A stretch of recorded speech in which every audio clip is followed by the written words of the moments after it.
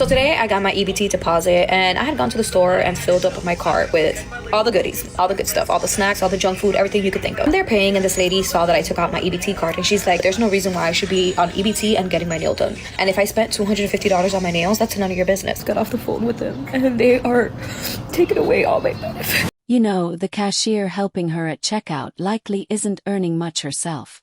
So watching someone swipe through thousands in food assistance can definitely leave people stunned. It can feel unfair, shocking, and hard to ignore.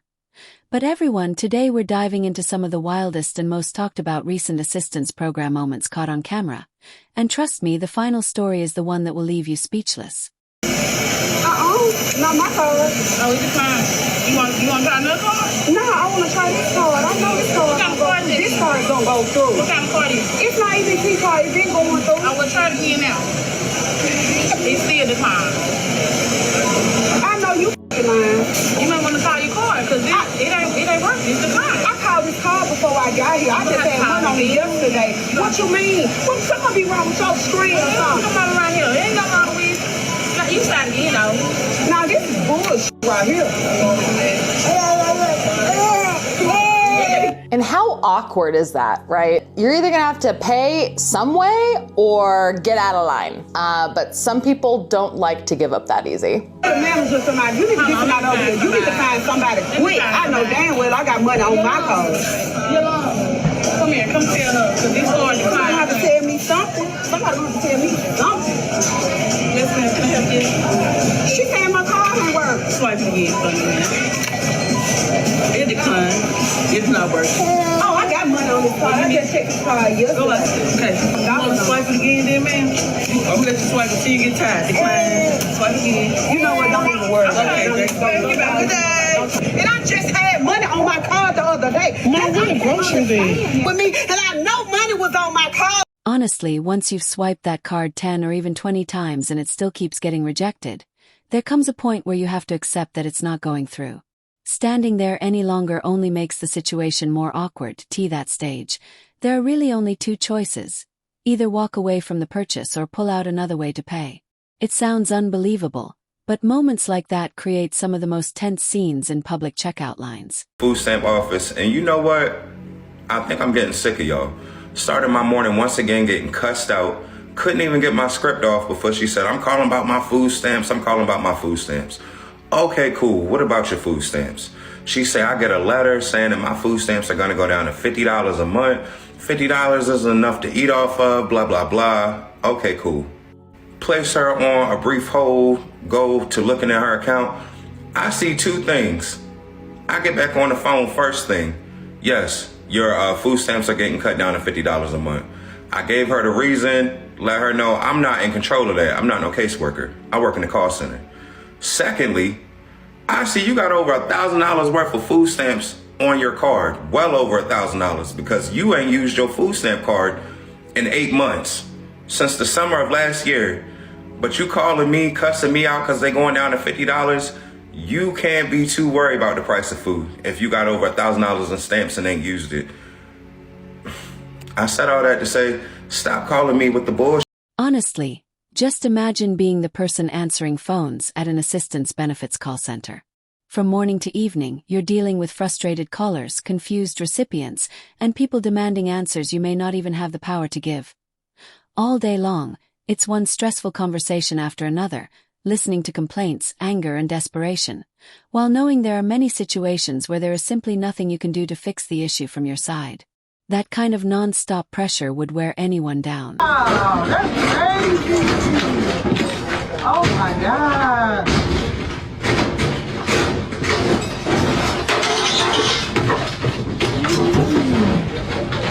Oh my God. Is the police on the way?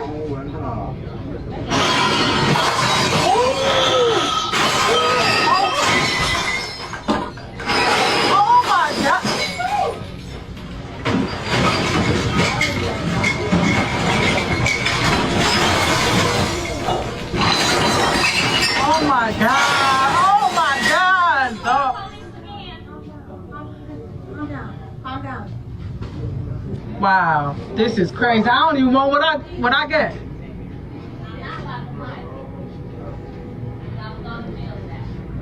This is crazy, bro.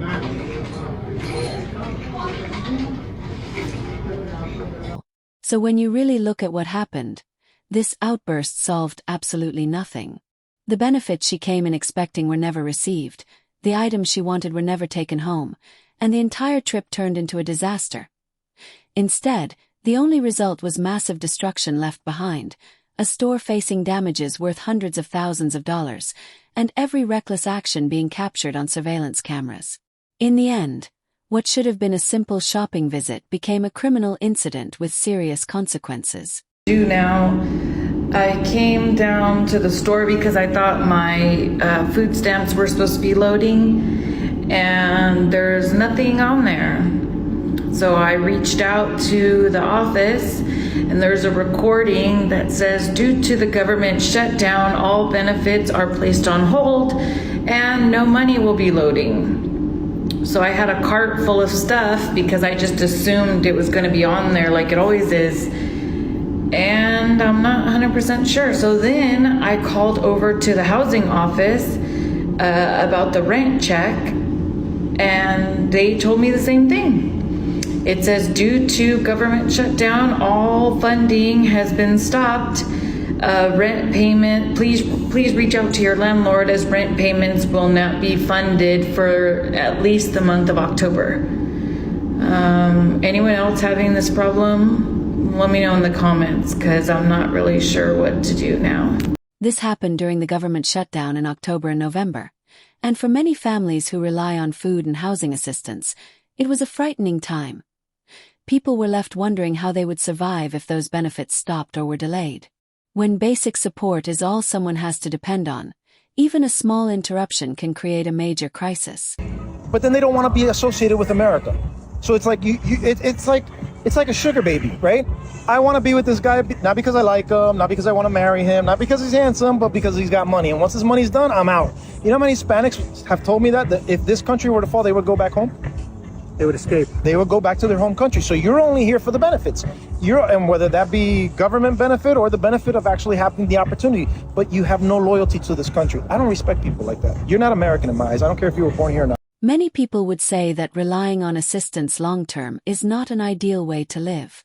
The bigger concern comes when someone is receiving large amounts of public support but shows no effort to improve their situation or work towards something better. A lot of taxpayers believe these programs are meant to help people get back on their feet, not become a permanent replacement for personal responsibility and progress. I've read and what people have told me, there is a plan to rearrange SNAP and change the rules so that people on food stamps can only buy healthy food. No candy, no sweets, no ice cream, no donuts, no nothing, just healthy food. And people are celebrating this, which is no surprise to me because I grew up in a school that made my dad even poorer than he already was, where they sat there and told me that people on food stamps and poor people don't deserve to have enjoyments. When are y'all just gonna admit that you do not like poor people? You hate them for some reason, from what I've heard my entire life. Yeah, I'm pretty sure Jesus would go, no, you can't have that. No, you're on SNAP. I'm sorry. You can have this though. No, you can't have that. I know it tastes, you can't have it though, okay, because you're on SNAP. You're poor. Those people over there though, that aren't, that work harder than you and therefore are of more moral fiber than you are, can have sweets. That's what Jesus would do, right? Some of you just need to admit that you think poor people are of low moral fiber. And because you think that poor people are of low moral fiber, you want to punish them. It makes you feel good to see them not be able to have anything they like, and that you think people with a lot of money must be of high moral fiber, which is twisted and disgusting and sacrilegious. No one is saying struggling families can never enjoy sweets or donuts every now and then. Treating yourself once in a while is one thing. But when junk food becomes an everyday habit, many people start to question it.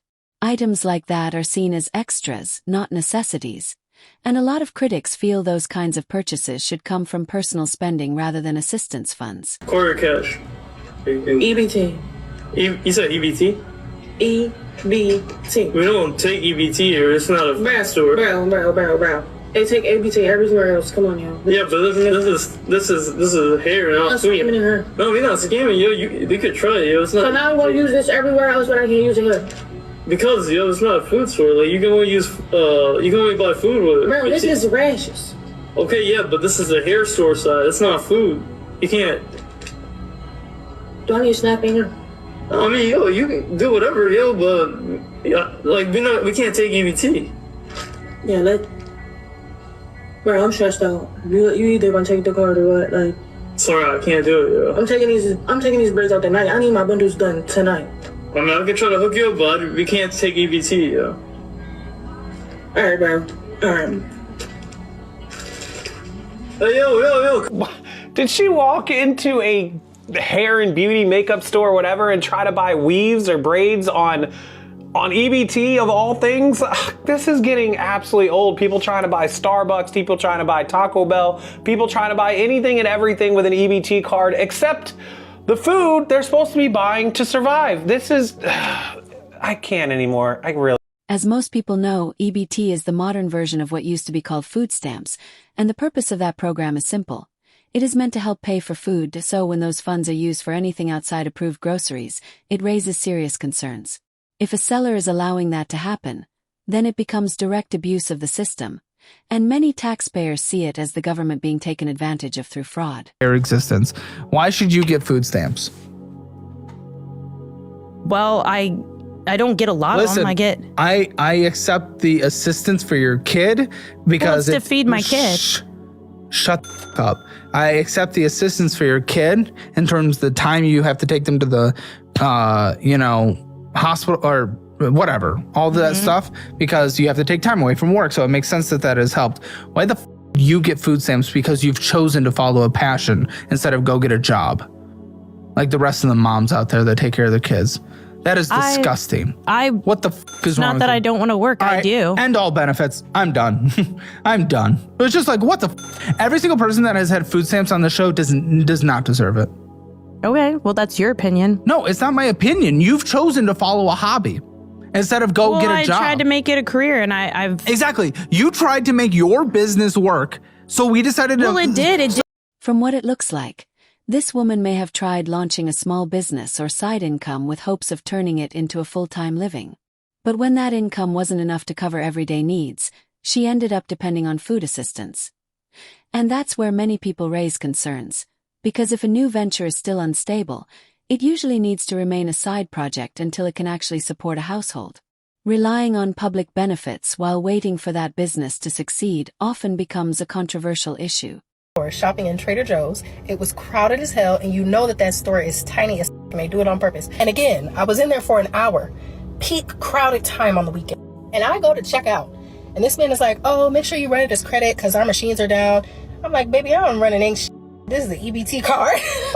This is an EBT card, and I'm gonna use the rest of my EBT before my job starts and I become disqualified. Okay, so let me use the rest of this little $460 and give me some food. And you know what this man tells me?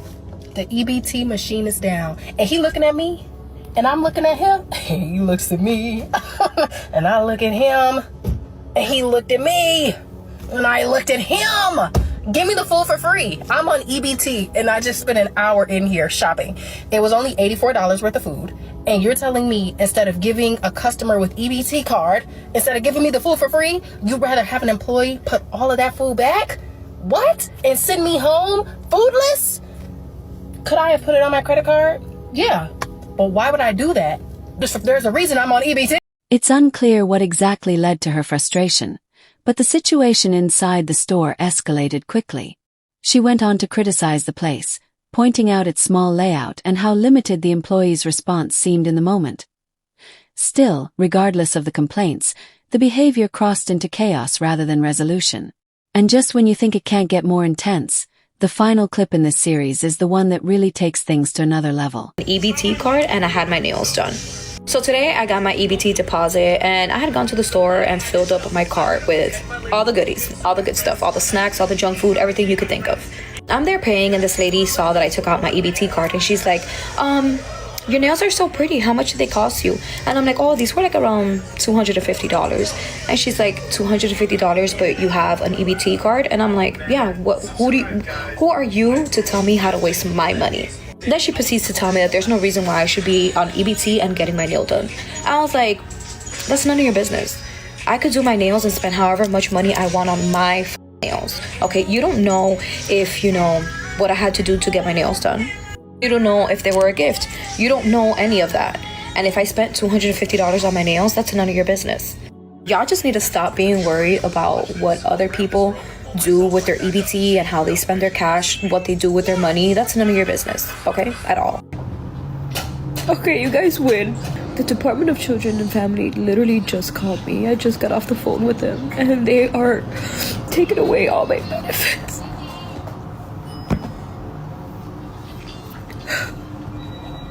Like, thanks to you guys.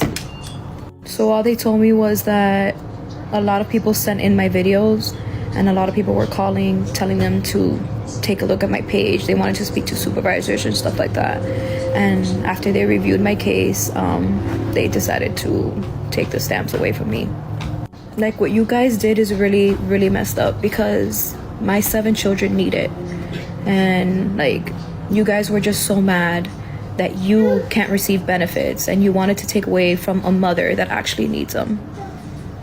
Karma's a bitch. She really is. They called me literally 4 times this morning. 4 fucking times. And then I finally called them back and yeah.